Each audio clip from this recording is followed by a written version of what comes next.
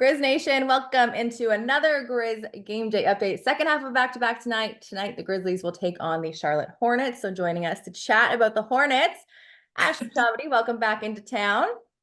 Thank you for having me. I always love talking about the matchup, previewing it, so thank you. All right, shall we get into it? The Grizzlies won last night at home, only their 8th home win of the season against the Wizards. The Hornets are coming off a loss on Monday to Detroit.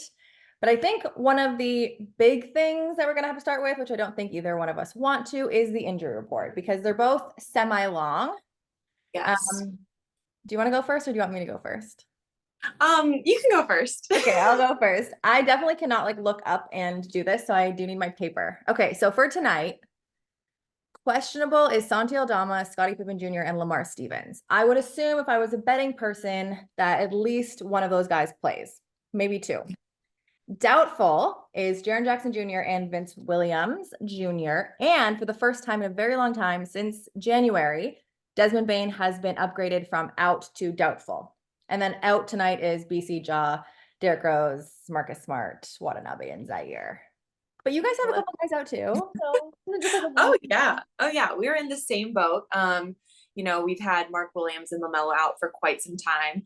And what's really hurt lately is both Seth Curry and Cody Martin both went out in the fourth quarter of the exact same game with ankle injuries. So that was awful. And honestly, just talking to coach and talking to some of the players, it hurts us the most, I think, defensively. And you just don't realize what those guys do. If you obviously see the box score, you look at points, maybe assists, rebounds, whatnot, but it's like all their hustle plays and everything in between that they do. And so those guys being out has definitely hurt on that end of the floor. So those guys are not going to be here. And then Trey Mann has missed the last couple games as well with a quad injury. He, I believe, is listed as questionable. So that could be a game time decision type of thing. Like I said, he's missed the last few, so it might be trending positively for him. And then Bryce McGowens is going to be out as well. So we had a lot of depth. The last time we played the Grizzlies, it was the day after our trade deadline. And so we had all these new guys and it was so exciting and it was back at home and it was just, oh my gosh, just so much to be excited about. And so unfortunately, some of the injuries have caught up to us again. And so we don't have as much depth as we did, but just kind of finding ways to play with the guys that are available, as you all know so well too. Let's talk about these two teams' offenses, because like you said, you look at a box score, you look at who scores points, and unfortunately, these are the two lowest scoring teams in the league. So offensive rating of 30 and 30 for us, 29 for you guys. But when I look at the stats, a lot of you have a bunch of guys who are scoring in double digits. There's a lot of guys who can score. Because we haven't played, I guess, in about a month, right? It's been almost a month. Yeah. Grizzlies fans are seeing Hornets for the first time. Who do they need to look out for offensively? Definitely the duo of Brandon Miller and Miles Bridges. They have been the most consistent all year long. They've been the most available, the most durable, most reliable, whatever you want to call it. And we talk about it a lot in the pregame show. It is so nice to have the new guys in and maybe a little bit less responsibility, if you will, on those two guys. But if they don't perform, it's really hard for the team to win just because we rely on them so much. Miles Bridges has scored 20 or more in 5 of the last 6 games. It's you look at those two guys' stats and you can kind of determine how the game is going. And then Brandon, man, he has had just an incredible rookie season. He was back-to-back Rookie of the Month awards in January and February. He was in the Rising Stars. He, didn't start maybe the first 5 games of the season, and then some injuries caught up to the Hornets, and he was inserted into the starting lineup, has had so much responsibility, and he has handled it just like such a pro. Coach talks about maybe one of the best qualities of Brandon is just his ability to, do something at shoot around or practice that day. And then he's able to do it in the game that night. He just has a really, really high basketball IQ, a great work ethic. The kid just loves to win, loves to compete. He has been a silver lining for the Hornets team 100%, just because when you think about the future of the team, the franchise, Brandon Miller is all over that. So offensively, it would definitely be those two guys, as it is most nights. I love hearing you talk about Brandon Miller as the silver lining of a season, because I think Grizzlies fans look at Gigi Jackson that way. Although there's so many injuries, if there wasn't this many injuries, Gigi Jackson may not have been with the Grizzlies for a lot of these games. He wouldn't have had the opportunities that he's had. And now we've got both of these guys going at each other tonight for the second time in about a month. Brandon Miller had 18 the last time he played the Grizzlies. Gigi Jackson had 16 points and he shot 50% from the field in that game. What excites you about the matchup between these two youngsters? Can I just So old, Ash. youngsters? I know he's 19, Gigi, right? I think Yeah. Brandon's one, maybe 22. I don't know. They're youngsters for sure. But I was able to talk to Gigi the last time they played back in Charlotte, and he's from South Carolina. So I was just asking him about family or friends at the game. And I love the story about his mom being his agent and his mom being the one to tell him that he was going to sign an NBA deal. It was just the most wholesome conversation. So I, from afar, cheering on Gigi Jackson, not tonight, but in general, I am excited for Grizzlies fans and for Gigi too.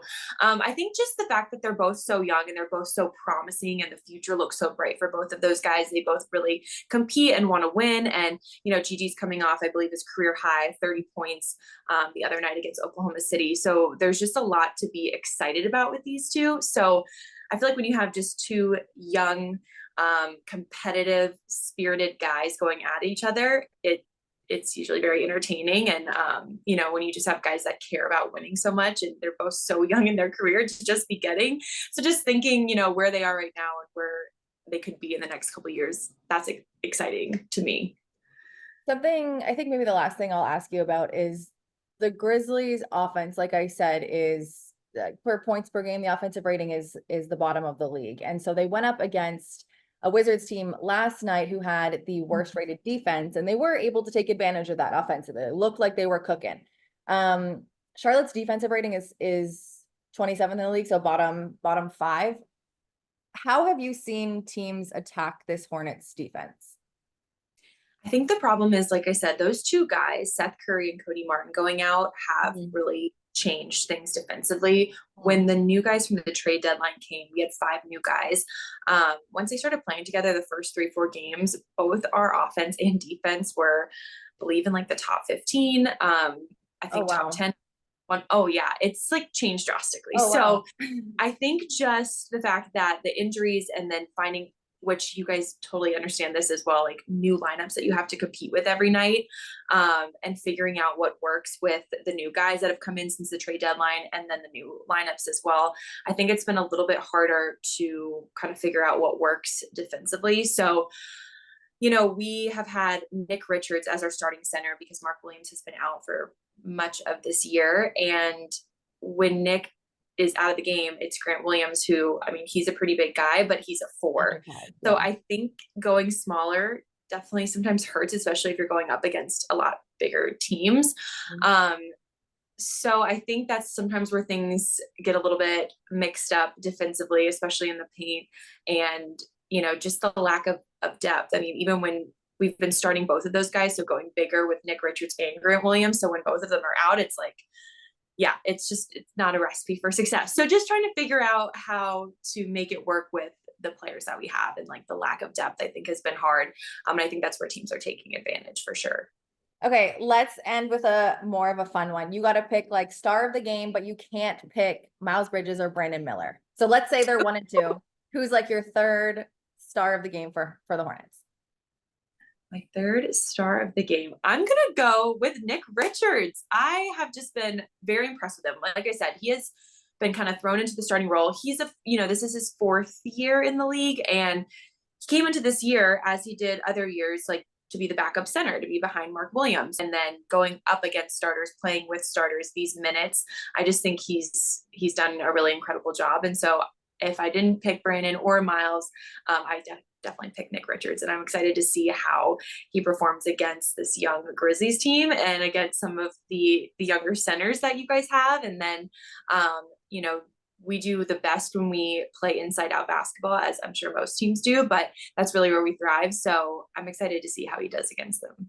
Yeah, just something to keep in mind if you're a Grizzlies fan, not like watching the Hornets a lot. Nick Richards is averaging almost a double-double, 10 points, 8 rebounds. So something to look forward to. He'll be, I mean, going up against Trey Jemison, who's coming off a career game last night. So that'll be a fun battle to watch. I'm going to pick Trey Jemison just because I think that'll be a fun matchup. So we're going to go with the two bigs. Ashley, thank you so much for hopping on. We're going to go Sure. see you at the arena in a couple hours. See you there.